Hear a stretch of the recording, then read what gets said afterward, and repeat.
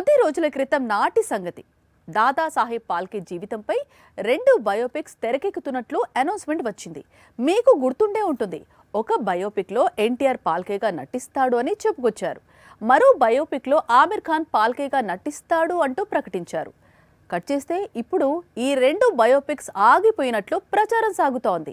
War 2 results చూసిన తరువాత ఎన్టీఆర్ తన ఫ్యూచర్ ప్రాజెక్ట్స్ విషయంలో ఆలోచనలో పడినట్లు కనిపిస్తోంది. ఇప్పటికైతే డ్రాగన్ మూవీని ముందు కంప్లీట్ చేయాలనుకుంటున్నాడు.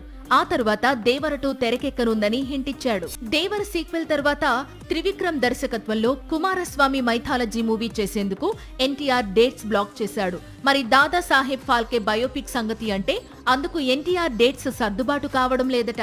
పైగా ఇదే బయోపిక్ ను బాలీవుడ్ లో ఆమిర్ ఖాన్ చేస్తుండటంతో టైగర్ కూడా ఫాల్కే బయోపిక్ పై ఆసక్తిగా కనిపించడం లేదట. దర్శక ధీరుడు రాజమౌళి పర్యవేక్షణలో ఆయన తనయుడు కార్తికేయ, వరుణ్ గుప్తా నిర్మాతలుగా నితిన్ కక్కర్ అనే దర్శకుడు దాదాసాహెబ్ ఫాల్కే బయోపిక్ తెరకెక్కించాల్సి ఉంది. ఇందులో ఎన్టీఆర్ ఫాల్కేగా నటించాల్సి ఉంది. కానీ ఇప్పుడు ఎన్టీఆర్ బయటికి వచ్చినట్లు బాగా ప్రచారం సాగుతోంది. దాదాసాహెబ్ ఫాల్కే జీవితంపై మరోవైపు బాలీవుడ్ బడా దర్శకుడు రాజ్ కుమార్ హిరానీ కూడా వర్క్ చేస్తున్నాడు. ఆమిర్ ఖాన్ హీరోగా ఫాల్కే లైఫ్ ను వెండి తెరకెక్కించాలనే ప్రయత్నాల్లో ఉన్నాడు హిరానీ. కానీ హిరానీ రాస్తోన్న స్క్రీన్ ప్లే ఆమిర్ ఖాన్ కు నచ్చడం లేదట.